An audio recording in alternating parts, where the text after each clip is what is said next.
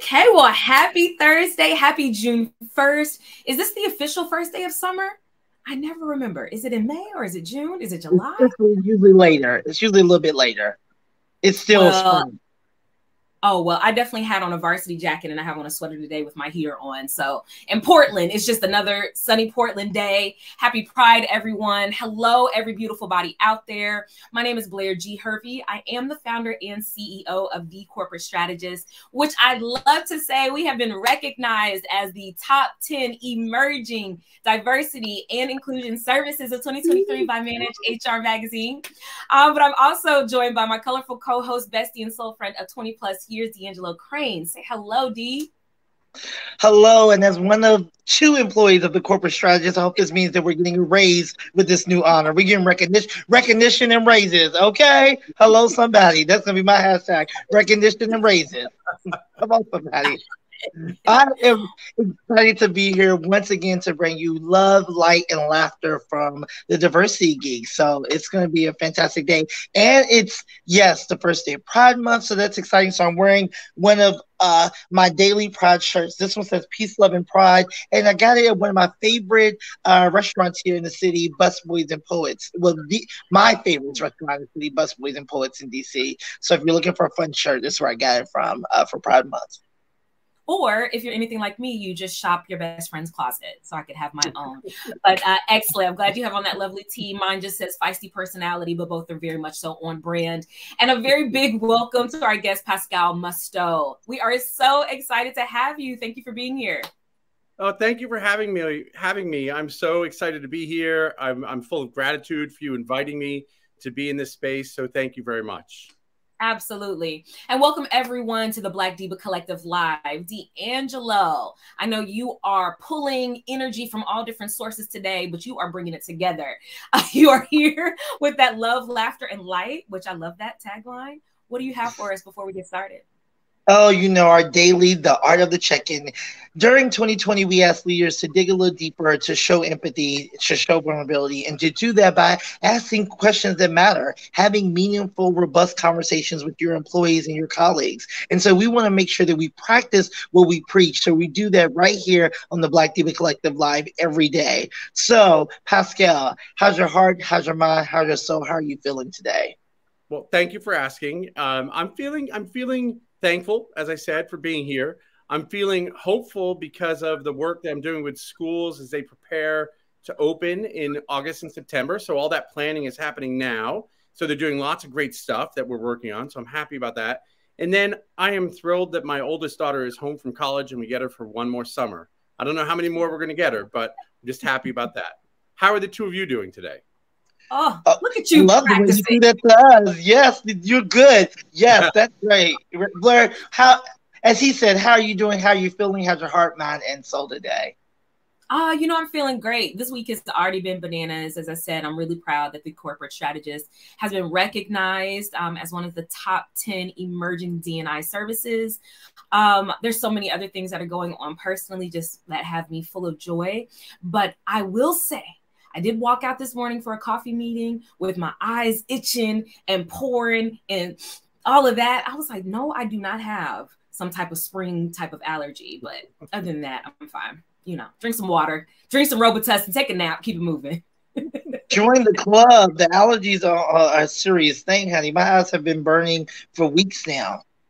Oh my gosh. Okay, that's what it is. Well, DeAngelo, aside from that, how's your heart? How's your soul? How's your being today? You know, my heart is filled, but my soul is tired. I just left I've only slept about 4 hours last night because last night, one of my 42,000 gigs that I do, I was the day of wedding coordinator for a fabulous wedding in New Jersey. The wedding ended last night at 12 midnight. We cleaned up, and then I was on a train back here at 6:30 a.m. so I could be at my regular gig and then also my other part-time gig with the Corporate Strategist. So I was filled with love because there was so much love in the room and so much great energy. Both of the families are from St. Kitts and Guyana, two wonderful islands, and the energy and the music, oh my goodness. It was on a Wednesday night, right? Somebody sent me a message that said, on a Wednesday Wednesday night, it was litty on a Wednesday night. They had all types of energy in there. And it's celebrating the love of this young couple that have been together since college for the last 10 years. And so there's a lot of people that just excited about their love story. And so I was glad to be in the midst of that. So my heart is filled, but my soul is like, ooh, it's time for a nap any moment now. Okay. So yay, yes, exactly. I love that. I love it. Shout outs. Yes. I see that. I see that. Well, congratulations to all of us. But I love that you had the opportunity to join a wonderful event last night. And he's being very modest, but I'm sure he took the lead on quite a bit of that organization. But nonetheless, here we are getting into a wonderful conversation today. We're super excited about. Again, we want to welcome Pascale to the TBDC virtual desk, if you will. And we thank you for this valuable conversation. If you're not familiar with Pascale, he has 25 years as a dean and director of diversity, equity, inclusion, and belonging in independent schools, as well as being a DEIB consultant. He's immersed his life in independent schools for the past 25 years and is also seasoned in this particular area of DEIB as a professional and as an educator. And throughout his career, he's actually been focused on these particular matters as the DEI director at Middlesex School in Concord Academy, as dean of students, and as well as a teacher. So I cannot wait to actually dive into this conversation as it pertains to education. So again, welcome, Pascale, and thank you for being here. Well, thank you for having me. Absolutely. Now, we always love to ask, just from your mouth. I had the opportunity to review some of your credentials, some of your background, some of your history, but I'd love to learn a little bit more about what brought you into this world of diversity, equity, inclusion, and belonging, and perhaps what was that pivotal moment that said you needed to take the lead in this area. Thank you. It's a great question, and I get this question a lot for a lot of different reasons. And there are people who genuinely want to know. There are people who are skeptical as to why I'm doing this work. There are all sorts of reasons as to why I get this question. There actually is a pivotal moment, and I'll try and do this succinctly. When I was in high school, I suffered a pretty serious injury in which I fractured 2 vertebrae in my neck, fractured my skull ear to ear, and shattered my left wrist. And that happened in the middle of my junior year. I ended up in something called a halo. And I don't know if you've ever seen anyone in a halo, but it's a medical device that's a vest around your body with some bars that come up in the front, some bars in the back, and then a ring that attaches those 3 bars. And then the fun part, the doctor takes some bolts and drills them into your skull. And I had that in 4 spots.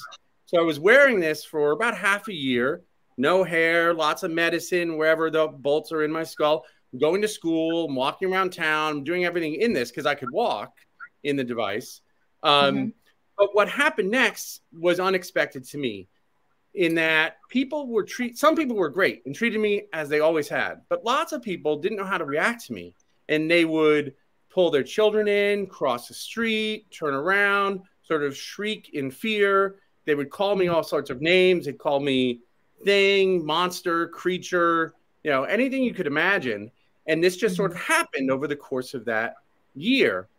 There are lots of pieces that go into this, but I was othered basically for that year. And when the halo came off and my hair grew back and medicine was gone, all of my privileges returned.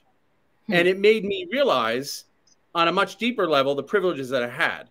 It also began for me a process of sort of going through what had happened to me when I was younger. When I was a kid, a 9-year-old kid, I'd had another injury like this, sort of a blood clot between my brain and my skull. And they had to go in, cut it open, drain the blood clot. And I went to school that year a month late. So I go into school in late September, early October, and there's a boy sitting next to me. I have no hair. I have 150 stitches. I've got medicine all over my head. And it's a new kid. And he says, "Hey, Mrs. Neerman, do I have to sit next to this thing?" And he points at my head. And I never processed that as a 9-year-old, but these 2 experiences were horrible, but they were the best experiences for me and made me a better person. And I'm in many ways thankful for those experiences because they gave my life purpose and direction, and it made me know what it is that I wanted to do. I didn't have the vocabulary. I didn't know how I was going to do it. I just knew that I didn't want others to feel as I did in those 2 years. And I was aware that I had privilege as soon as all of those outward looking pieces went away. Everything returned when I was 10, everything returned when I was 17, as soon as the visible scars went away. And so, yeah, there was a moment. That was the moment. There's a lot more to it, but that's the moment. For sure. I'm sure we'll dive deeper into that, but I love how you took that moment in time and you took that and made that something transformational for your life. And I love how you acknowledge your privilege up front, even in that moment. So it's really important, but I can't wait to dive a little bit deeper into this topic. Do you want to steer us in that direction? Sure. And I want to get back to that story too, because so many layers to it. In the end, we will remember not the words of our enemies, but the silence of our friends. Martin Luther King Jr. Employees of organizations that foster strong allyship and inclusionary cultures are 50% less likely to leave, 56% more likely to improve their performance, and 75% less likely to take a sick day. So what does that mean? The importance of allyship, of advocacy, of sponsorship within organizations. And so today's we're talking about not just performative allyship, and we're going to learn about that in a little bit, but we're talking about the significance of true intentional allyship, right? And so we have Pascale here to lean into this, who is really, when I think about allies, what allies should be doing, allies in action, he is doing the work. So Pascale,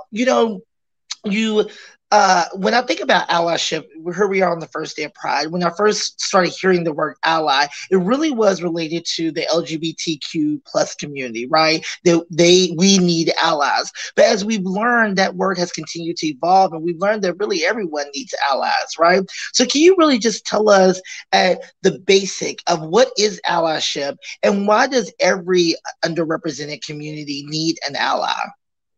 Yeah, I think when I think of the word ally, I first associate it with the LGBTQ plus community as well. And that really has evolved over time. And so right now, when I'm working with institutions on allyship, I want them to clarify for me, are you talking in terms of LGBTQ plus? Are you talking in terms of race? Are you talking in terms of a whole spectrum? What is it that you want to focus on for your community? And they then have to pause because they don't always know what it is that they want to do.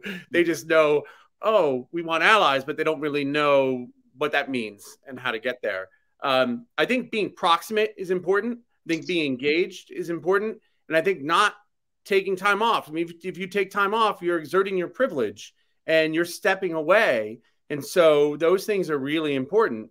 And, so it's a nonstop piece. And it's important to move, and I'll talk about this later, from being aware that you want to be an ally to actually taking action as an ally. And that's an important step too. I totally agree. DeAngelo was actually the first person to introduce me to the allyship continuum. And you can just Google it out there, right? And the corporate strategist, we as an organization, we've taken a different spin on it. But one of the first steps that we acknowledge in this continuum, aside from it is an ongoing journey, is that you're often absent. And so if you're absent from the plight of an underrepresented group or an underrepresented community, oftentimes that's your blind spot. So in doing so, or in recognizing that, Pascale, how do you talk to other allies or other organizations who want to focus on allyship about that blind spot and addressing that? I think it's difficult for communities to be aware of their blind spots. And so for that, sometimes I really encourage, in our earlier conversation, we discussed data, but being aware of what your community is like and what is represented and not represented within your community. And so I've always used data within my work to try and move people who are in positions of power, whether it's a leadership team, a board, a head, to create change and to make change and to be aware of what is present, what is not present, what needs to be done. And so the data, I find, moves those people to make decisions and sort of moves the community along. But, for the longest time, we at one of my schools didn't have any students or faculty or parents that were known to be transgender. And I stress known, but we were doing work on it. And then when we had our first student, want to move into a dorm as transgender, we had been preparing for that work all along. And that made the transition easier because we weren't reacting post, the moment, but we were preparing for years in advance. And I think trying to lay the groundwork and be proactive is also important. I hope I answered your question there. You did. I think you're taking us in the right direction, but definitely cultivating that soil, creating that culture before any of those things exist. So when it does exist, we can say, this is something that's going to be new into this environment. It may be new to you, but this is how we can address it right. as it presents itself. And this is how we're going to do this together. So I do like the direction we're headed here. Yeah, for sure. Yeah, I think when you're really becoming, moving from allyship to advocacy, when you're truly in it, right, you start to be more proactive around how do you extend your allyship, right? And I think from what I understood for allyship is that there are other areas where we're really good at being ally and other underrepresented groups we may not be so well as we still are learning, right? So my question is, you talked about this piece around awareness and then action, right? So I think of it as, oh, I'm a leader. I'm aware that I don't have a Black female on my team. Two, I am actively going to HBCUs, going to conferences and seeking diversity for my team. So I'm actually putting some action behind it. What are the steps or some things that leaders should be doing to move from that awareness piece to that actionable piece in that allyship continuum? Well, I think the first piece and what I get asked most about is how to move from awareness to action. And I think a lot of people are paralyzed by fear of not having the appropriate language, what to say, and then not knowing what to do and afraid that if they do something, it's going to go awry. So they just don't do anything. So there's that piece as well. Also, I find that a lot of the corporations or schools that I work with are wanting different results, but doing the exact same thing. And they're not breaking the cycle. And so there are two things I think that are super important. One is that this work needs to be structural. It needs to be part of what institutions do. It needs to have human and financial resources, time and schedule, and physical space. So that's an important piece because too frequently it's out on the periphery. And then making it structural allows that awareness to action piece happen more easily because it's treated as the same as every other aspect of the institution. And I think moving beyond fear is the tough piece. And so when I'm doing my workshops, I frequently end with, what are your 3 action steps that you are going to take? Even if they're just keeping them to themselves, sometimes they share them, sometimes they don't. And what that allows them to do is just to themselves sort of put words on paper, vocalize what those steps are. And that helps make that movement to action. But there's a lot of fear that holds up the action. And that's really what I see. It's fear of people who are in dominant groups, who are afraid, who don't want to take a step that might ostracize them, or they might say the wrong thing or feel they're going to do the wrong thing. So moving beyond that fear is a key piece. Yeah. Yeah, it is. And I akin it to some of it is also too, when I think about how we always say, figure out what a person's love language is.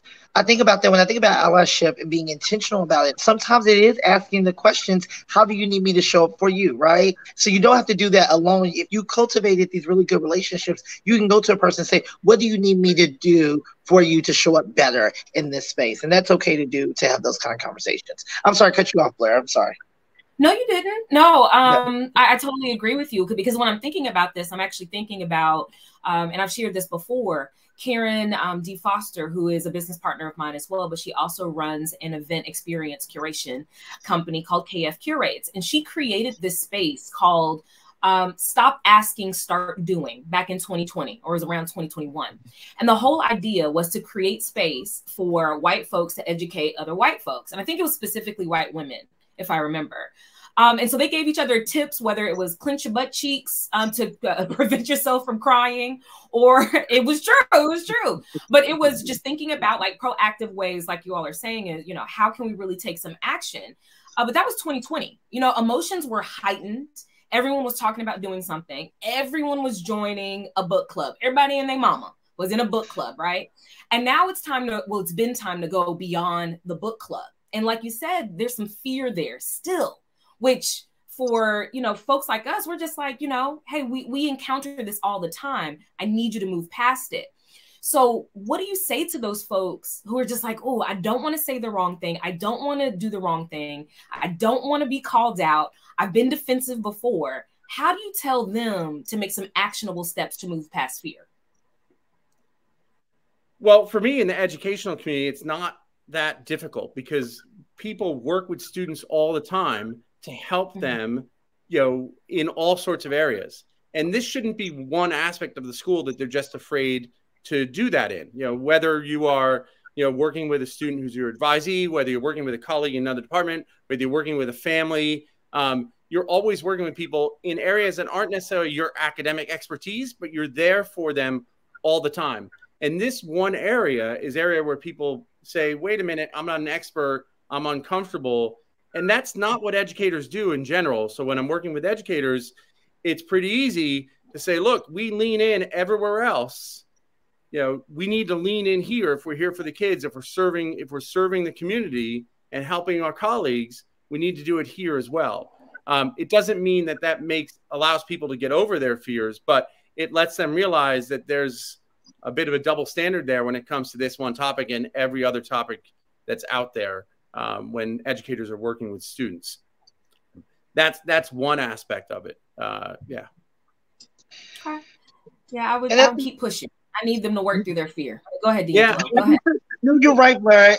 But also, I would say to them, we're going to give people grace, right? So it's about working through your fear. It's about pushing through and doing something and starting. And many times, if you start, we're going to even tell you, you know, here's what you can go a little further. Okay, thank you for the promotion, but can you talk about me in the next leadership meeting about my leadership capabilities if you really want to advocate for me? So I'm going to push you a little further, and here's what you need to do. So I agree with you, but let's get over that fear, because I always say, let's all get uncomfortable being uncomfortable till we all can get comfortable again, right? And so that's my thinking on that. So Pascale, in 2020, we saw many organizations and public figures show allyship and speak out. So, however, as Blair talked about, some of those gestures were very hollow. So what are 3 attributes of allyship that's authentic, sustainable, and not performative? I think there are a lot of hollow ones out there. I mean, there's a lot of in name only with a lot of pretty pictures and some nice words, and there's nothing behind it. I think the things that are important that go behind it is what are the structures in place to make this work viable and to support your community members in every way. And so is it structural? I think that's an important piece. Have you changed and altered your hiring and professional development practices?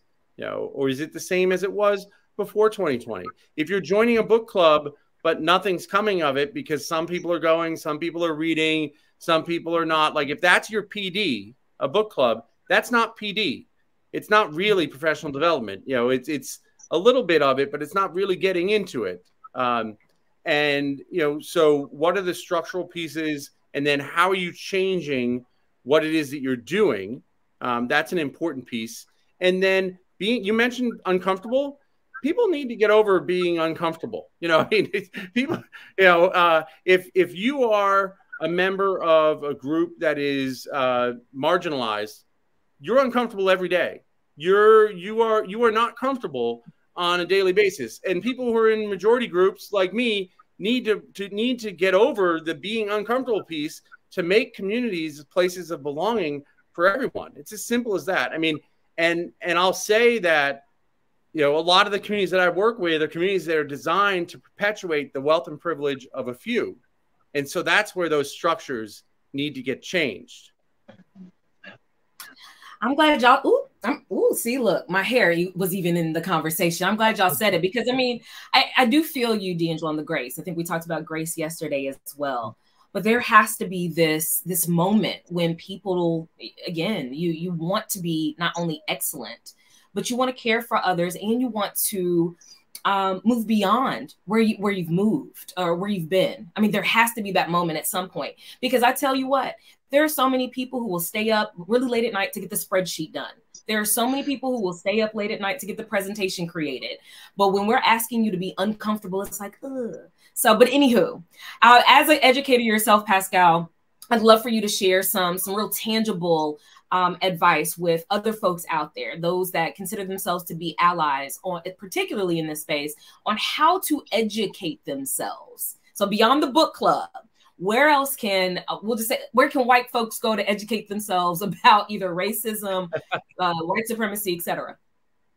Well, I think it's really important for people to be proximate and to be engaged. And so if you are comfortable, if you are unaware of, if you are comfortable all the time, you're not engaged. And so I think that one step is engaging in with groups and communities that you don't traditionally engage with, engaging in the work in a variety of ways beyond a book club. So and understanding that you don't want to be a savior. So I'm doing a lot of talking today, but my work is really about uplifting voices and opportunities for others, and shouldn't be centered on me. And so it's important for white folks to also understand, don't be a savior, and you're not being personally attacked, and to go engage in communities and in areas where you traditionally have not. And the world of difference that will make, the friends you will engage with and make will be astounding, and will change you and make you a better person. I'd say that's a big start. Immersive experiences. When you want to learn a new language, people usually tell you, go to that country, go to that city. So I love that. Immersive experiences. What were you saying, Dee? No, I was just thinking about, and this is one of those topics we're going to leave on the table for the next time, right? I was just thinking about how do you also make sure as you go into another person's space that you're coming back with some ways that you can create spaces for them to come into your space, right? Because oftentimes when we want to have an immersive space as Black people want to go into, we're forced into white spaces, and then we're forced into spaces that feel uncomfortable. And people are not always being good allies to us in those spaces, are telling their friends, you can't talk that way. You can't be that way around these people, around our friends that's coming into this space to learn more about us. So I just think we need to make sure that you're creating the lessons, if you're learning of safe spaces that you're going into to learn more, you're creating that in your own homes and lives as well, that people can walk in your doors and feel safe as well. Well said. Well, I know we're going to move into fun questions. Or did you have another question, Dee, for Pascale? No, not at all. Well, just a couple of tips based on some of the things Pascale shared, as well as some of our experiences. Organizations and leaders, you should definitely be thinking about 7 things. Number 1 is, do you get defensive when a coworker calls you out? Number 2, are you educating yourself? Number 3, are you willing to use your privilege to help others? Number 4, do you amplify the voices of coworkers? 5, do you hold your colleagues accountable? 6, do you acknowledge your unconscious bias? And 7, are you consistently taking action? So I definitely heard that from you fellas as well. So thank you, Dee. You want to take us into, do we have time for our fun questions? Rapid fire? Sure we do. Yeah, okay. Okay. You go first. Go ahead. No, you go first. Okay, Pascale, would you rather do an ebook or an actual hard book in your hand? Hard book. Okay, awesome. Okay. I like that. Okay, so on that theme, used books or new books? Either, and preferably one that's banned in Florida. Yeah. I was wondering if we were going to get there with education too. Like how, that has to be a part 2. That was a good one. Do you have another one? No, I don't. Do you have any? I just have a random one. I asked, I think Taylor earlier this week, but where's your favorite place to take a nap? Because we all deserve rest. Ooh, traditionally I have not been good about naps. But on the couch next to my dog sometimes, on a Sunday afternoon. That's what I would say. I love that. DeAngelo is the nap king, so I'm sure he has some great places. Right. My comfortable sofa that you took a nap on, you know how comfortable it is. So there you go. Exactly. There you All right. Just my shout out for today is to Marvin Harrison, who's the Chief Growth Officer at Beloved, and he's also a children's author. Why are we shouting out Marvin today and showing him a little love? Because he recently wrote an article called Men in Action, Embracing Allyship for a More Inclusive World, where he calls men in to really show up as allies and to identify their privilege in the workplace. So kudos to Marvin Harrison. Go out and find him on LinkedIn and read that fantastic article about embracing allyship, men in action. All right, Blair, back to you. Well, that sounds fantastic. Pascale, thank you again for being here. We appreciate your knowledge, your wisdom, and also not only creating space for us in your world, but vice versa. I think we're doing a great job of that, and you did a great job of sharing some information. So thank you. Thank you for having me. Of course. And to everyone out there, again, feel free to join us every single weekday at 12 p.m. Pacific, 3 p.m. Eastern Standard Time for your daily dose of D&B with D&B on the Black Diva Collective. Also, please, please, please make sure you donate to our cause on Indiegogo. We are working towards being sent to Afrotech so we can interview some wonderful guests right there on site. So make sure that you do that for us as well. All right, y'all. Y'all have a great day, a great week, and we will talk to you soon. Bye now.